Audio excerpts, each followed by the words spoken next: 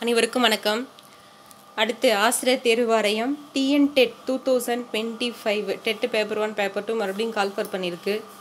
So இது வந்து பார்த்திங்கன்னா இப்போ ஃப்ரெஷர்ஸ்க்கு வந்து ஒரு சந்தோஷமான விஷயமா இருந்தாலுமே, படித்து முடிச்சுட்டு வந்து இளைஞர்களுக்கு சந்தோஷமான விஷயமா இருந்தாலுமே 13 வருஷமாக அதாவது தேர்வுக்காக காத்து கொண்டிருந்தவங்களுக்கு ஒரு மிகப்பெரிய அதிர்ச்சி. அதாவது வெறும் 2500 போஸ்ட்டை ஃபில் பண்ணிவிட்டு ஏற்கனவே 13 வருஷமாக வெயிட் பண்ணி 4-5 டெட்டில் பாஸ் பண்ணிவிட்டு 5 தடவை டெட்டில் பாஸ் பண்ணிவிட்டு வெறும் 2000 வேக்கன்சிஸை போட்டு ஃபில் பண்ணி காமிச்சிட்டு கணக்கு காமிச்சிட்டு அகெயின் ஒரு டெட்டு கால்ஃபர் பண்ணியிருக்காங்க. சரி, ஓகே, டெட்டு கால்ஃபர் பண்ணியிருக்காங்க. ஆனால் வந்து 2025 ஆனுவல் பிளானர் டிஆர்பி ஆனுவல் பிளானரில் எஸ்ஜிடி இல்லை. ஓகேவா? ஸோ யூஜிடிஆர்பி வச்சுருக்காங்க, பிஜிடிஆர்பி வச்சுருக்காங்க. ஆனால் நமக்கு என்ன வைக்கலன்னா அகெயின் வந்து எஸ்ஜிடி கால்ஃபர் பண்ணியிருக்கணும்ல. கால்ஃபர் பண்ணியிருந்தாங்க அப்படின்னா வந்துட்டு அதை பாராட்டுக்குரிய விஷயம். ஏற்கனவே பாஸ் பண்ணி 4-5 தடவை டெட்டு பாஸ் பண்ணி நியமன தேர்வுலையும் பாஸ் பண்ணிவிட்டு அகெயின் வெயிட் பண்ணிகிட்டு இருக்கவங்களுக்கு இது ஒரு மிகப்பெரிய பேர் அதிர்ச்சி அப்படின்னு தான் சொல்லணும். ஏதோ ஒரு நம்பிக்கையில் எல்லாருமே காத்துக்கிட்டு இருக்கோம். ஆனால் அந்த நம்பிக்கையெல்லாம் அடித்து நொறுக்கிற மாதிரி ஒரு நோட்டிஃபிகேஷன் வந்து வெளியிட்டிருக்கிறாங்க. சரி, இது வந்து மறுபடியும் இதிலேருந்து எப்படி தான் வெளியில் வருது அப்படின்ற ஒரு சூழ்நிலையை வந்து மேலும் மேலும் ஸ்ட்ரெஸ்ஸு தான் அதிகமாகுது நிறைய பேர்த்துக்கு.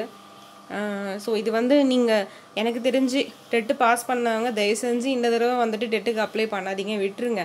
ஓகேவா? அகைன் அண்ட் அகைன் அந்த காசு தான் வந்துட்டு பார்த்திங்கன்னா நமக்கு வேஸ்ட்டு. ஒரு 600 1200 அமௌண்ட் இப்போ டெட் பேப்பர் 1 பேப்பர் 2 மறுபடியும் அகைன் அப்ளை பண்ணி எழுதுறீங்க அப்படின்னா அது அவங்களுக்கு லாபம், நமக்கு நஷ்டம். போதும், டெட்டு ஒரு இது வரைக்கும் பாஸ் பண்ண வரைக்கும் போதும். இதுமாரி பாஸ் பண்ணதுக்கு அவன் வேலை கொடுக்கலன்னா கூட பரவாயில்ல. ஆனால் யாரும் தயவு செஞ்சு வந்துட்டு ஒரு மறுபடியும் வந்து அமௌண்ட் வேஸ்ட் பண்ணாதீங்க. டெட்டு பாஸ் பண்ண கேண்டிடேட்டு திரும்பி இதை எழுதி நம்ம மன உளைச்சலுக்கு ஆளாகிறதுக்கு எழுதாமல் இருக்கிறது எவ்வளவோ பெஸ்ட்டு அப்படின்னு தான் சொல்லுவேன். ஸோ இதுக்கு வந்து பார்த்தீங்கன்னா 8/9/2025 வந்து லாஸ்ட் டேட் அப்படின்னு கொடுத்துருக்காங்க. 11/8/2025 இன்றையிலேருந்தே அப்ளை பண்ணலாம் அப்படின்னு சொல்லி கொடுத்துருக்குறாங்க. டென்டேட்டிவ் டேட் எக்ஸாம் டென்டேட்டிவ் டேட்டை வந்து November 1-2 அப்படின்னு சொல்லியிருக்காங்க. டெட்டு எக்ஸாம் நடக்க போகிற டேட்டு.